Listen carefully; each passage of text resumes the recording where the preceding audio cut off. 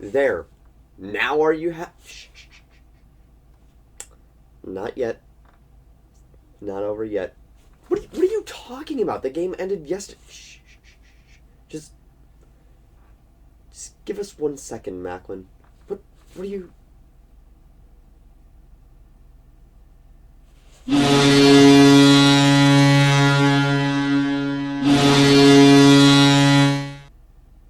You're... You are an interesting person. You are an interesting shark. Yeah, Bruins friends. Dearly beloved, we are gathered here to mourn the loss of the of the fucking 10-2. 10. This team put up 10 goals. Are you 10? 10. You know, I thought it was crazy when I thought it was beyond insane when the Sabres put up 2 hat tricks against the Bruins last year. This is crazy.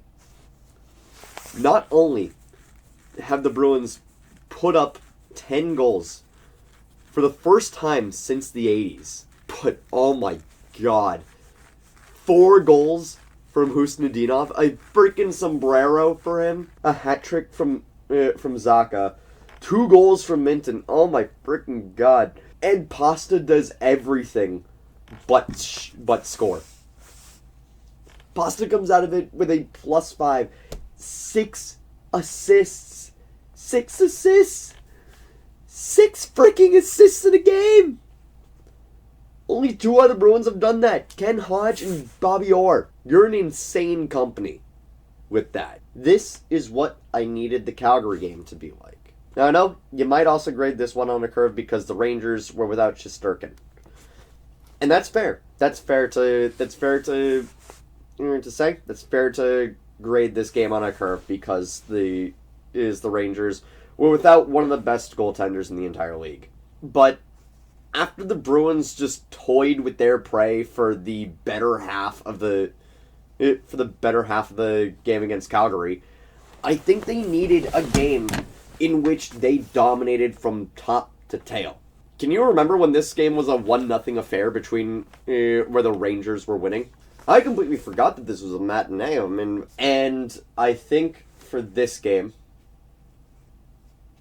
you take it and run. You take it and run.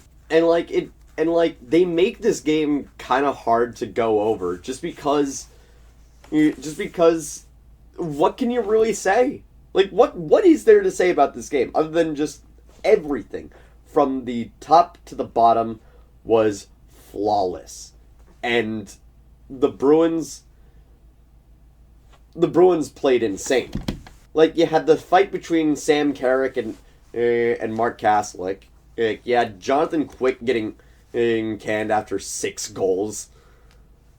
Like, this is one of those games where after you're up by that much of a margin, when you're up like 7-2 by the end of the second period, you're just kind of hoping that everybody gets a shot on goal. It's kind of like one of those games in the NBA where you're up by enough that you bring in the guys off the bench just to get everybody on the score sheet, just to get everybody a point.